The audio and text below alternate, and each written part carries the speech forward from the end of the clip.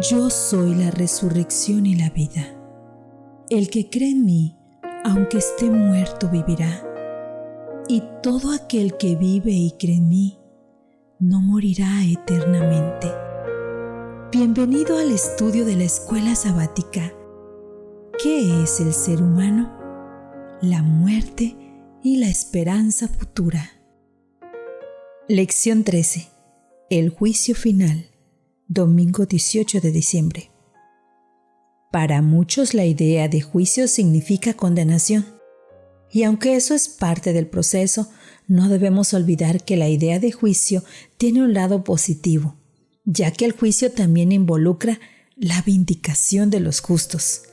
En realidad, el libro de Daniel se refiere a un juicio del tiempo del fin en favor de los santos del Altísimo. El juicio de Dios incluye ambas cosas, un principio que se encuentra en este texto del Antiguo Testamento. Dice así Primera de Reyes 8:32. Tú oirás desde el cielo y actuarás, y juzgarás a tus siervos, condenando al impío y haciendo recaer su proceder sobre su cabeza, y justificando al justo para darle conforme a su justicia. Se cierra la cita. Lee Mateo 25 del 31 al 46.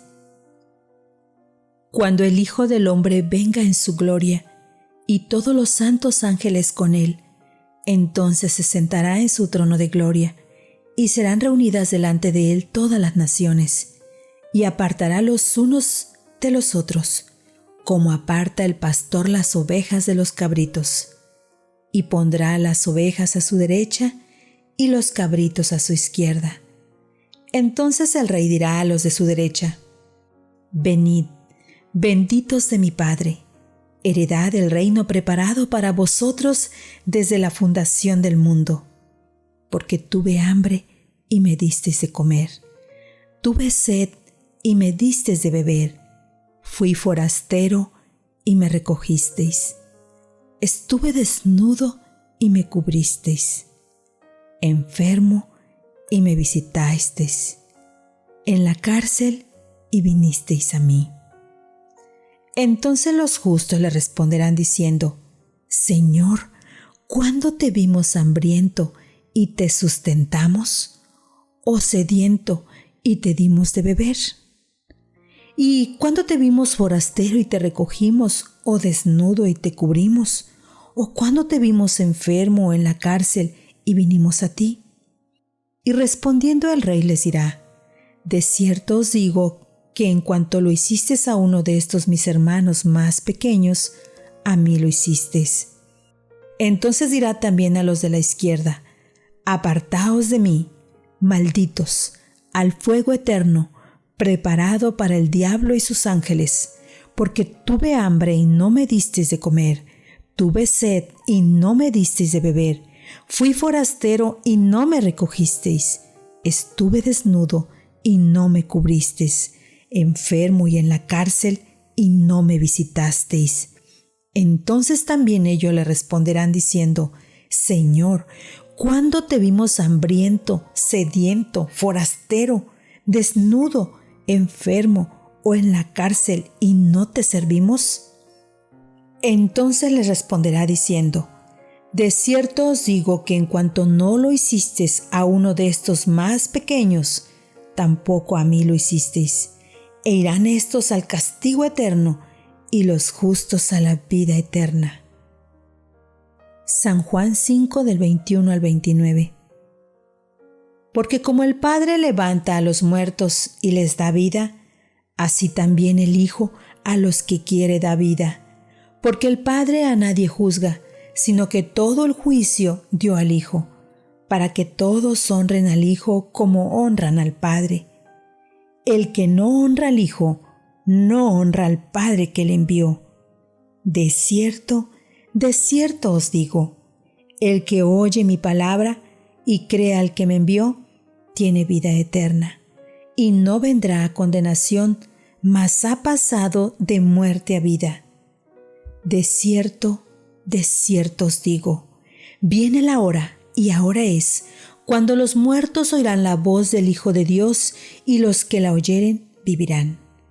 Porque como el Padre tiene vida en sí mismo, así también ha dado al Hijo el tener vida en sí mismo, y también le dio autoridad de hacer juicio, por cuanto es el Hijo del Hombre. No os maravilléis de esto, porque vendrá hora cuando todos los que están en los sepulcros oirán su voz, y los que hicieron lo bueno saldrán a resurrección de vida, mas los que hicieron lo malo a resurrección de condenación. ¿Cómo señaló Cristo los conceptos de condenación y vindicación en el juicio final? Las expresiones no es condenado y no vendrá a condenación significan que los que están en Cristo no serán condenados en el juicio, es decir, nuestro destino se define en la vida presente. Los que están en Cristo ya tienen asegurada su vindicación en el juicio, y los que no están en Cristo permanecen bajo condenación. Al describir el juicio, Cristo mencionó la presencia no solo de los cabritos, o sea, los impíos, sino también de las ovejas, o sea, los justos.